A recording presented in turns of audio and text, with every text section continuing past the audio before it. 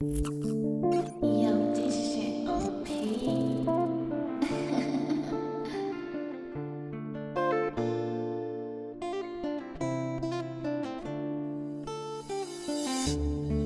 So I would say that the top two stories of the year were the fact that the Sheriff's Department basically, as this is my opinion, and I stated it on the record to the Board of Supervisors, so, you know, this is no secret, but it's my opinion that a member of the Sheriff's Department basically,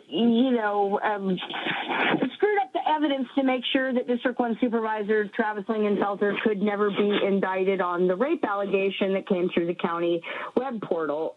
And you can now follow the Mohave Free Press on Substack. I'm also on Twitter and I'm on Facebook. So, but that was, awesome. I would say that that was one of the biggest stories of the year, was the fact that the vehicle in question that the woman said she was violently raped in was a county vehicle, allegedly. And so rather than sending it out to an outside agency to be processed, they processed it in-house, and they essentially destroyed evidence. For instance, I have the report. It says there was a handprint on the back window. So instead of taking fingerprints on the handprint on glass, which is the easiest thing to do, the deputy swabbed it with a DNA swab, except he turned his badge cam off. So any evidence allegedly collected can't even be tied to the vehicle. And then the internal emails indicate that two vehicles were released, but only one was apparently processed. Now, I need to file one more public records request on that, but I was trying to determine if Sheriff Schuster, was in any of these internal emails, if he was in the information loop, but it does not appear that he was. It appears that the Chief Deputy, Doug McKee. Chief Deputy Dean McKee here. We are here to provide top-notch service to our citizens. Is the only one that was named. So I don't know whether Chief Deputy McKee informed Sheriff Schuster or if he took the liberty himself to have someone process this vehicle where this alleged rape took place. All right, so what did Lingenfelter have to do with it? Well, he was the one accused of doing the rape. Oh my God. Yeah. So this was a big deal, and Supervisor Lingenfelter told me in a recorded conversation, which I have, that he didn't know I was recording because I was recording something else when he asked to talk to me, and I just, okay, sure, why not, talk away. But he basically told me that he got the other newspapers, the Standard and the Miner, to stand down and not print anything about it unless he was indicted.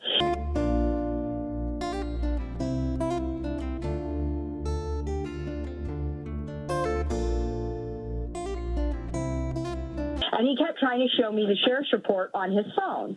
And I said, if you have evidence that that clears you, just email it to me, Travis. Because but right now it's alleged, right? It is alleged? Yeah, it's alleged. Yeah. It's alleged because the sheriff's made two phone calls to the person that supposedly filed the complaint through the county's complaint portal on the website. You can basically send the county an email. And it was a very cryptic thing. It said something like one sentence, something like, Supervisor Travis Lingenfelter violently raped me in a county vehicle in Cedar Pocket, which is in his district in northern Arizona, up near the Utah border. This woman is from St. George. I'm not going to mention her name.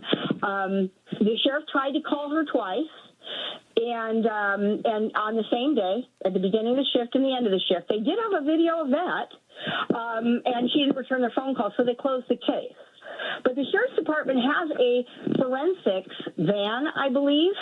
They didn't hire the person that does forensics exams to process the vehicle. They had a different deputy process the vehicle, move it from the county public works to, I guess, someplace else. That's evident in the documents and the video. And then all they did was shoot a video of walking around the vehicle, showing that it had, like, blinking, flashing cop lights. Yeah. And then they shut the badge cam off. Now, Yeah, we're hot.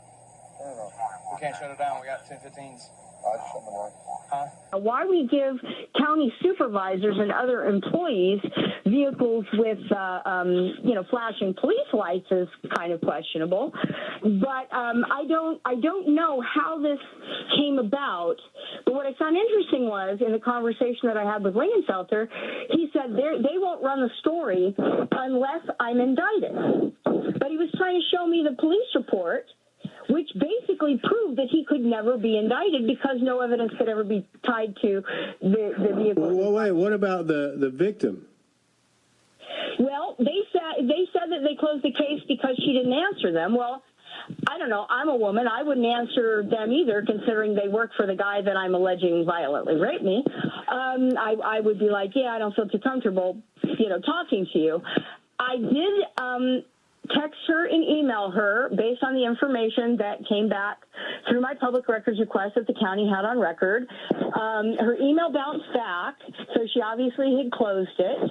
But she did text me back 2 weeks later and said she didn't want to talk anymore about it because of the sensitive nature of the situation, and she would appreciate if I no longer mentioned her name. So that's that then. He's in the clear. So he's in the clear then.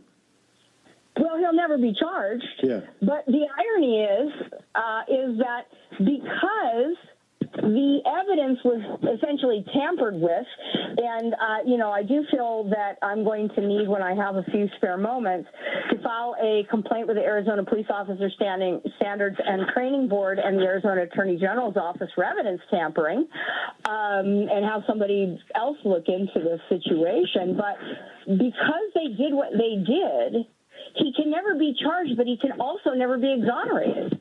You'll never be exonerated. Right. So it could be a civil suit. So innocent, a civil suit. They would have done it by the book, and then he would have been cleared. But now he can never be cleared. So that's going to hang over his head forever. You're always going to have this in life. So if you can face this and you can find ways to overcome it, then, not to say that life will be easy, because this is... And he did email me basically a cease and desist, asking me to take the information down and whatnot, and I just said, yeah, go pound sand. He did not have an attorney send one to me, which means that he probably talked to an attorney, the same criminal defense attorney he hired to contact the county prosecutor's office and tell the county prosecutor, if you indict my client in this matter, he wants to testify before the grand jury. Now, that is not highly unusual. It does happen. It doesn't happen very often. Usually that evidence is presented to the grand jury without the perpetrator, professing their they've been raped, yeah. Guilt in this, but he did have an attorney. It's just that he didn't have the attorney contact me. So I'm sure that counsel basically told him everything that I printed was not defamation, because all I did was stick to the facts. On this date, a complaint was filed. Supervisor Lingenfelter posted this to his Facebook, then took it down. Then another supervisor, Don Martin, in District 4, posted something, and then he took that down. I just stuck to the provable facts. All the rest of the supervisors, do they support him? This seems like something that would reflect on all of them. Well, here's what's interesting. I don't know if this was an accident, because when you go to the county supervisor's page on Mohave.gov, you can, click on the different supervisors or contact them. I'm not sure exactly how the page is set up. So maybe this woman accidentally clicked the wrong supervisor, or maybe she just thought that person might be receptive. But she actually sent the email to Supervisor Borelli out of Havasu. Right. But she tagged Supervisor Lettman in Bullhead in the email. So it was kind of confusing. And then, of course, Supervisor Borelli, he turned it over, I think, to the county manager, who notified Supervisor Lingenfelter, and then what appears to be a great big cover-up ensued. But you can't cover things up from me. So let me get this straight. So the victim... right after it happened, she immediately called the authorities, right? She reported it. Is that what? No, that's the problem. See, she did not call the sheriff's department or DPS or, you know, somebody like that.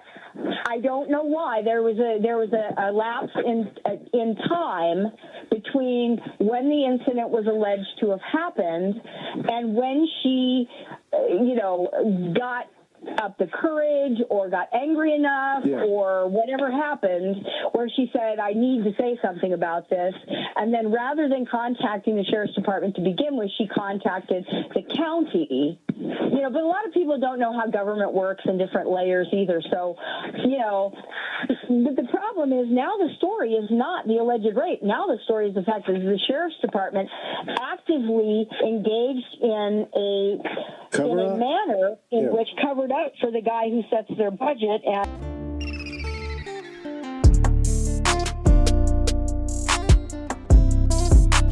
who just gave him a rate increase in the last budget session last year. So, so how long did she wait before she contacted the county? I can understand how women can be hesitant when something like this happens. You know. I do too. You know, I mean, especially if someone is in a powerful position, or if someone threatens you, or you know, or said, "I'll pay you money to keep your mouth shut." I don't know. They literally try to buy you off to shut you up. They're scared. I don't know. I'm speculating, but I can understand why sometimes you don't want to bring that attention on yourself and be judged. She lives in St. George, Utah. It's a Mormon community.